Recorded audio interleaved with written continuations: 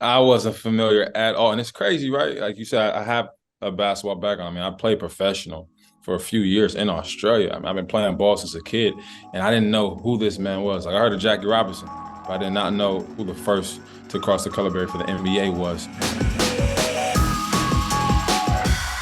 So first and foremost, congratulations on the success of Sweetwaters and the release. As I mentioned, not a lot of films nowadays are getting theatrical releases. So you're definitely one of the people that actors, actresses that's in this special bunch of nationwide releases. So how does it feel to be a part of that league?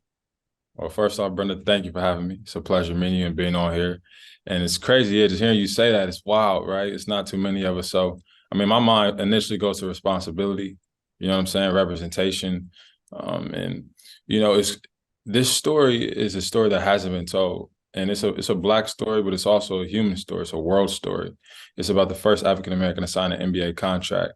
And the fact that I get to usher in this human being that we've heard nothing about, and the fact that it's in cinema, it's real cinema, and the fact that we get to go to the theater and experience it amongst each other, whether we're the same skin tone, same gender, same race or not, it's such an honor. I thank God, and it's such a beautiful moment. I think it deserves that. I think humans deserve to experience this human story with each other, and allow that journey to take us on a fun ride.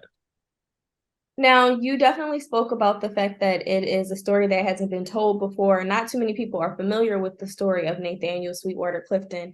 I know that you have an athletic background as far as playing basketball, but how familiar were you with Sweetwater's story before hearing of the part, if at all? If at all, is that point right there. I wasn't familiar at all. And it's crazy, right? Like you said, I have a basketball background. I mean, I played professional for a few years in Australia. I mean, I've been playing ball since a kid, and I didn't know who this man was. Like I heard of Jackie Robinson, but I did not know who the first to cross the color barrier for the NBA was. So when I got the script, I was blown away. Like, why did I even think about this dude? Like, I didn't even think about him. So for me, it was a complete honor just to learn about him, learn about the history of the game. And shout out to the director, Martin Gigi. I mean, he's a basketball fanatic. He loves the game. He knows the game. He's been working on this script for 28 years. So he wrote and directed it. So this has 28 years of research, and it's been cooking in the pot. So It is very interesting that the story hasn't been told and that it's not like really a part of our history in the way that I guess it probably should be. Because I just watched Bill Russell's Netflix documentary not too long ago, and obviously we know about him going from one league over into the NBA and becoming this huge staple with the Celtics. So and I'm like really big on documentaries and history and things like that. So for me to not have heard of Sweetwater was like mind boggling. So I was very excited to just even delve into the research portion of it. So after you even heard about, the script and the story, what was your research like? I mean, as you was talking, I thought about something real quick. I was in LA and I'm from LA. So I was driving down Crenshaw and I went to a soul food spot on the corner. Fire soul food, right? But then I looked before the door. I saw Jackie Robinson. I saw Martin Luther King. I saw Malcolm X. I saw Journal of Truth. And I'm like, wow, there's no basketball representative. Like we don't even know who this guy is. So I think it's gonna be great for our people for sure. And just the research process on my end, I mean, as an actor, once I get the suggested material, which is the script, I gotta go deeper, right? So like I said, this is 28 years of research. So I was supported really well as far as the script goes about who this guy was, but I had to dig in past the words, and I went straight to Google, researched whatever I could, books whatever I could find, and I found beautiful videos of him actually talking as an older man driving a taxi cab and kind of just recollecting about his life and his past history and what he kind of wished would have happened, but not in a down way. Sweetwater was a cool, smooth, graceful guy who didn't care about the credit at all. He was always about the we. I mean, we're talking about a man that served in the army. He fought in World War II. So he had a heart for people and justice for everybody. So I think just researching what he was about and what he went through during that time really informed me a lot, because you got to look past what the person is doing, right? Each and every one of us isn't what we do. He's not a basketball player. He's a human being with a melting pot of experiences. So that was pretty much my research, just seeing what time he was born in during the Great Depression area. What did he go through? What did he live through? How did that influence him? And just building it out from there. Yeah, that's good to hear. So obviously, as I mentioned, because it is a story that everyone is finally going to become, abreast about. And I read that he passed away in 1990, but obviously he's getting his just due now and his legacy lives on. So who was involved? You mentioned the director and that the film was 28 years in the making, but outside of him and obviously his obsession with this amazing story that had to be told, are there any members from Sweetwater's family, who are, who are here, who are younger, who got that oral history of their family member who were actively involved in bringing the story to life as well?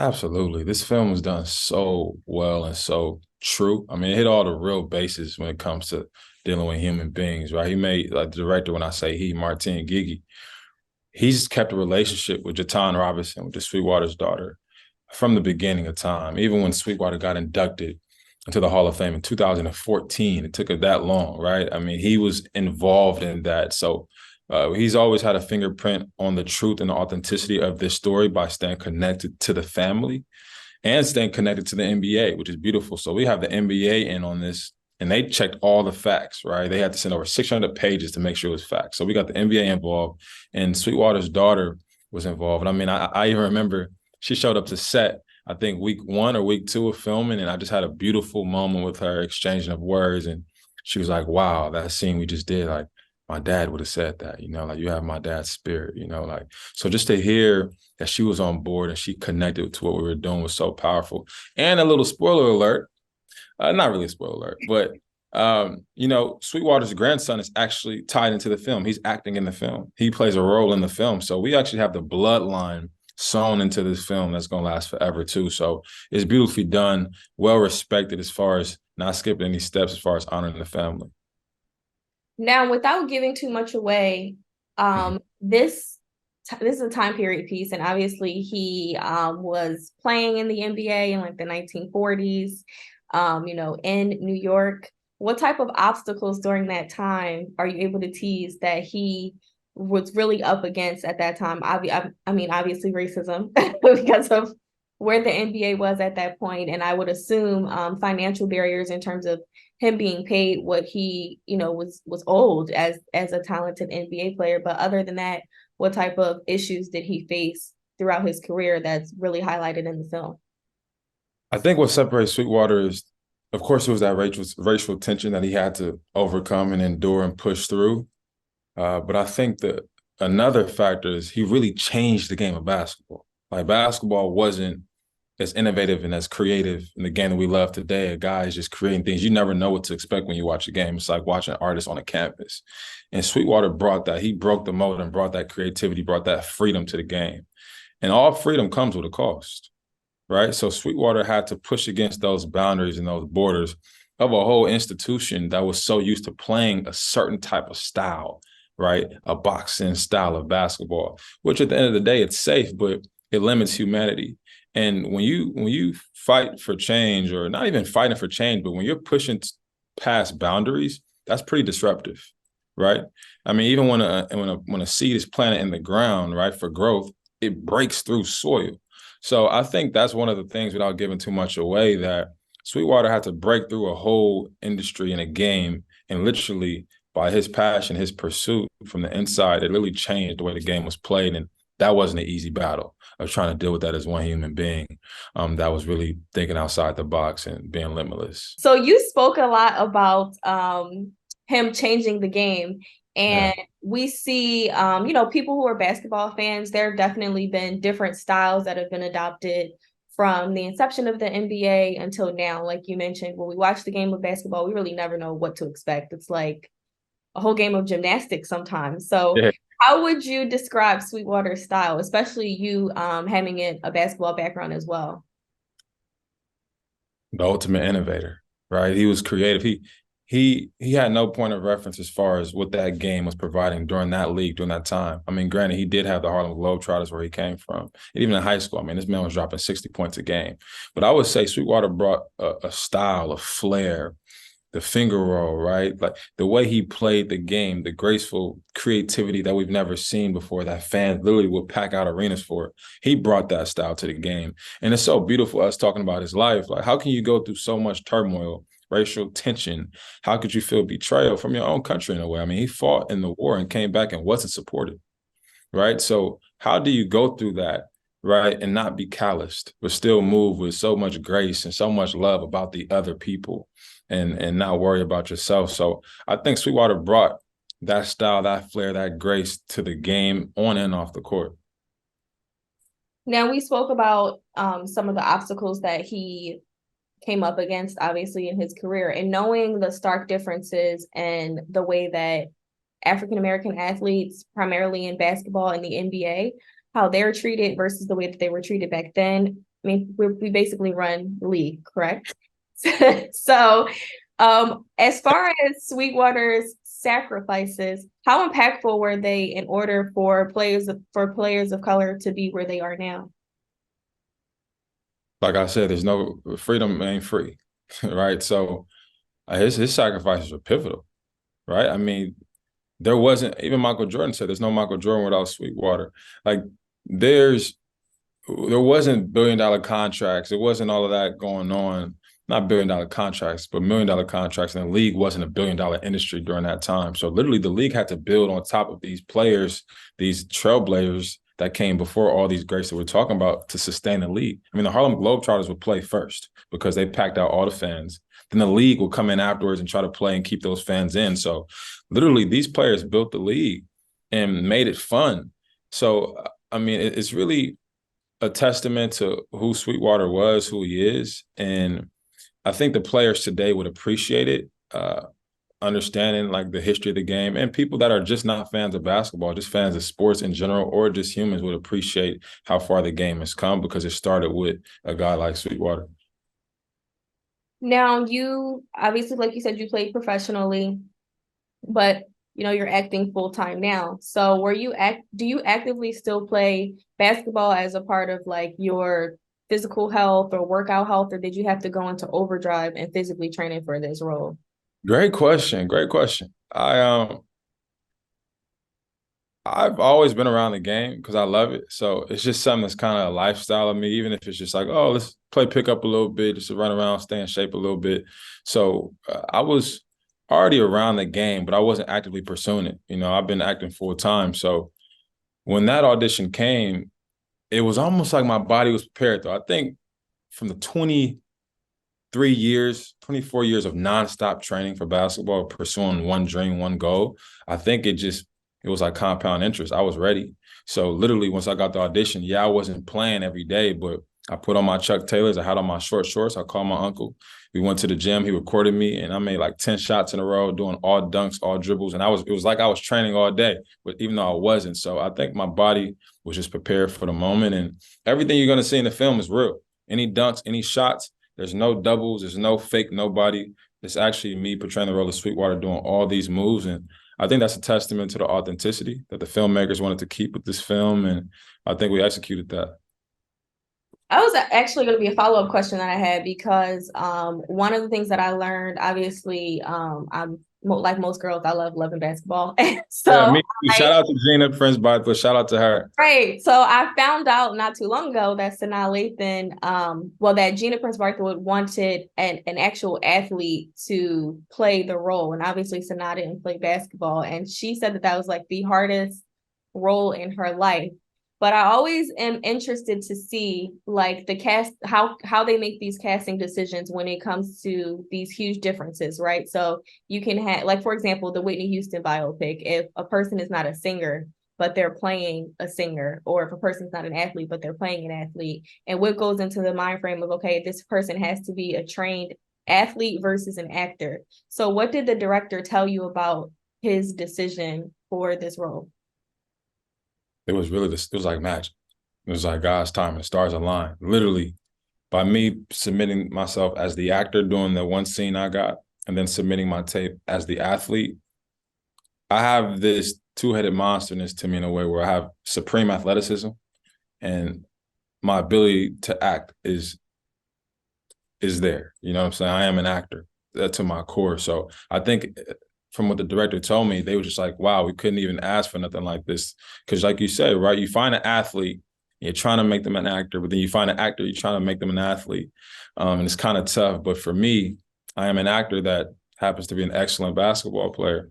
So he just told me, hey, man, you are Sweetwater. And 99.9% of your instincts are real from everything I've seen. And if there's any adjustments, we'll talk about it. But he gave me the liberty. I was prepared. I came in there and I felt supported from him. I felt supported by a lot of the legends that came before me. We got Kerry Ellis, Richard Dreyfuss, Kevin Pollak, Jeremy Piven, Eric Roberts showed up, Jim Caviezel. So we have a lot of legends and great people that just supported the whole environment to where we were able to just be honest, flow, and kind of go with our instincts. And a lot of them was on point.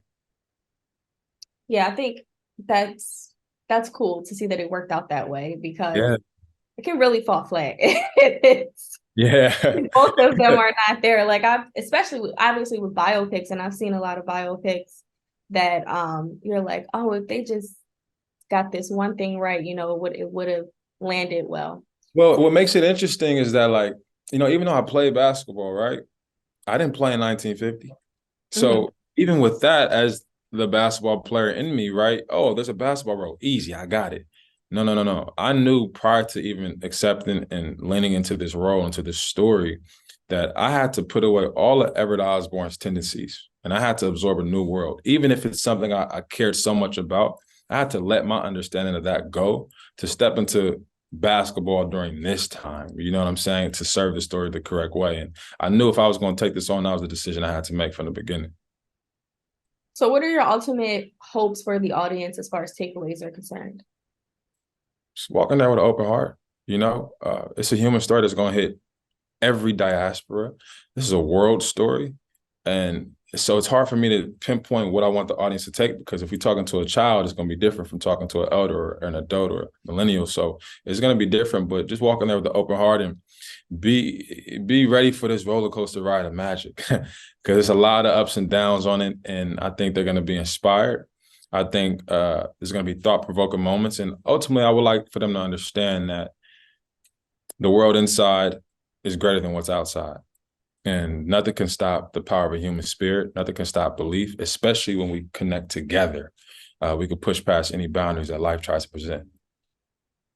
Now, as someone who's played professional basketball and as someone who's had to step into this role of an NBA player and then from a different time frame at that, what Yeah. would you say are the key differences? Because you played in Australia, so what would you say are the key differences between international leagues and then the NBA? Well, first off, you're not at home, right? You're not in your country. So lifestyle is different. Sometimes it's different. It's a language barrier sometimes. Food barrier sometimes. You're not used to certain things. But the style of play, each country is different. Whether you're in China, Europe, Australia, they play hard. Mhm. They play hard basketball. I mean, a lot of guys like LaMelo Ball, who was top draft pick in the NBA draft, came from Australia NBL league. So that's a respected league. So they play hard. But one thing is, you're not going to find players dropping 70 points, 81 points, 60 points, 50 points over there. They're really methodical as far as making sure everybody gets the ball, shared plays the right way. But over here, in the NBA, you mess around. If a player is hot, he'll go for 71, he'll go for 81, he'll go for 60, and they'll keep feeding that person the ball. They'll let your creativity expand to the highest degree. Overseas, in different leagues, it's not so much like that. Maybe in China, you'll see guys scoring a lot of points, but that's pretty much the difference, the systems of how to play. And that's what this whole thing is about, like challenging systems. Systems aren't always wrong, but sometimes we got to be able to push past systems to really reach our full limit, what you see guys are doing in the NBA today. So from your bio that I read, correct me if I'm wrong, but it looked as if you went from playing ball to acting to playing ball again to acting. Is that right? Uh, it looks like that, right? It looks like That's that. just from the order in which I received Right? it. That, yeah. It looks like that, which is crazy. It's so crazy to think that. But to be honest, I started in theater as a child, as far as Okay. acting and Because I plays. was So about to say, can you explain your transition? Not that athletes don't become actors. That's like really a big thing at this point. That's like what they do in the second half of their career, like after they retire or they already start making that transition, yeah. early on in their career nowadays. So I was very interested to see how your transition from, professional sports to acting came about and why you kind of went in between both. It was always like that, without me realizing it. Like as a child, I did theater. Then I loved basketball. So it was always, I was studying scripts since a kid. So, but I made a decision to pursue basketball. But even in that decision, I went to college, played Division I. I was the president of all student athletes. So I had to do conferences, I had to do voiceovers, I had to do photo shoots because I was the voice, I had to do commercials. So I was always literally in the entertainment world while I was playing ball. It was never like, okay, I'm going to do this because I can't do this. But there was a moment once I graduated college where I didn't have any opportunities to go play pro yet. I was like, dang, what can I do? And I was like, wow, I've always been in front of the camera. Let me take all footage from college of me doing commercials and let me bring that to Hollywood. And that's when I started auditioning and auditioned as a background for one basketball commercial. And I ended up getting called back 9 times and got booked as the lead. They had to rewrite the whole thing, made me the lead. That was with F. Gary Gray, LeBron James started in as well. It was Nike Won It All commercial with Kevin Durant and Paul George. And that moment right there, I talked to F. Gary Gray, the director, and he was like, yo, you really have something if you take this serious. But I was so locked in on basketball. So when I went to Australia, I was still filming. I was still quietly doing commercials in Australia. I was still doing photo shoots. I was still reading scripts. I was still studying. So it was just something that was just growing inside of me, not out of desperation, but out of pure love. I always had a love for humanity. I majored in psychology. I love human behavior. I've always been interested in the intricacies of that. So as I look at it, it wasn't my decision. It was kind of always there. In COVID, when I couldn't go back to Australia, I was like, okay, what do we have? Okay, I've been acting. Let me really water this and let's see what happens. And I gave my all to it, and it's been pouring it back to me. Well, we see, like I mentioned, and as we discussed, that there is a difference in the way that NBA players are really expanding their careers outside of the NBA with various businesses, like across the entertainment spectrum and even outside of entertainment, and various corporations. So like they're really becoming brands, or they are, that's what they go into the league, their mindset in. So it's always interesting too when I talk to athletes, because when I grew up, there was a stigma that athletes were dumb. Yeah. And you just mentioned that, you majored in psychology.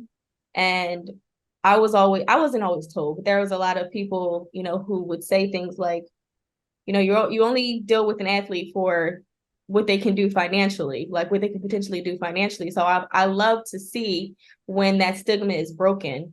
What would you attribute that to? I have a great upbringing. My mom, shout out to her. It was always, you got to have to get the grades right first if you want to pursue basketball. So I always knew the importance of that. I always valued the human mind. I always cared about people just off my upbringing. And I found value in that from an early age. And I think that's just something that stuck with me. And it's crazy. Even hearing you talk, I'm like, wow, I hear this Sweetwater story. As you're talking about athletes and people building brands and breaking stigmas and not just being one box. That is the Sweetwater story that influences the collective of, okay, yeah, this is one system that people expect.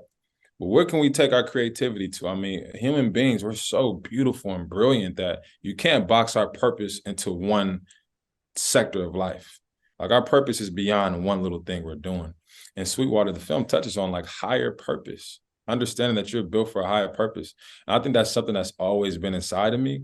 Like I always knew no matter what adversity I'm facing, whether I'm being bullied, whether I don't see no way out, whether it's like dark and I see that there's no hope for me, I always had like a little feeling like, yo, I feel like I'm built for something. Like I have a higher purpose for something. And I always had that faith. Even if I didn't really feel it, I felt a piece of me that life had more for me. So I think just holding on to that, because the truth is it does.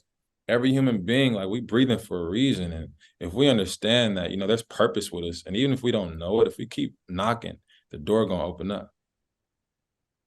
Now, because you have weaved in between sports and acting, is there one that you love more than the other? Nah, it's like you love mac and cheese or yams, Oh, As there's a choice. you know, nah, okay, there's a choice for you. For me, I love them both. No, it's not, because you can't have the one without the other. Literally, basketball has been my conservatory, I would say. Like how actors go to conservatory, basketball has been my conservatory where I've learned the ethics of studying, passion, triumph, defeat, pursuing something even though you don't see any options, like of persistence, right? Which is needed for me as the actor. So I can't choose one without the other, because my life experiences have merged both of them together. But I can thank each and every chapter. It's like chapter 1, chapter 2, So I'm just grateful for the story that's being created. I can't choose one though at all. Well, after this film, what's next for you and what other projects are you delving into? I got a lot more stories to tell, and I'm grateful for the opportunity of Sweetwater. Right now, I'm really focused on really making sure the world understands this story because it's been cooking for 28 years. Sweetwater would be 101 years old right now, and I don't feel like this moment is about me. Like, yeah, I can hop to the next project, but I told them I want to be here and really press the foot on the gas with this. But of course, obviously, more films coming up, and I'm looking forward to sharing that with people and diving in and sharing new stories. But right now, I just wanted to really give this story its due diligence. Well, I look forward to seeing it. Hopefully Roya sends me a screener before next week. Got you. Got you. We'll work on that. But just from, what I read in the research that I did, I was very excited to speak to you about this project. And hopefully I'll get, like I said, I'll get to see it. If not, I'll go and support it in theaters like I should. So but it's been Oh, a pleasure speaking Brenda, with you. And absolutely. congratulations on everything and good luck with promoting the film and everything that you have moving forward.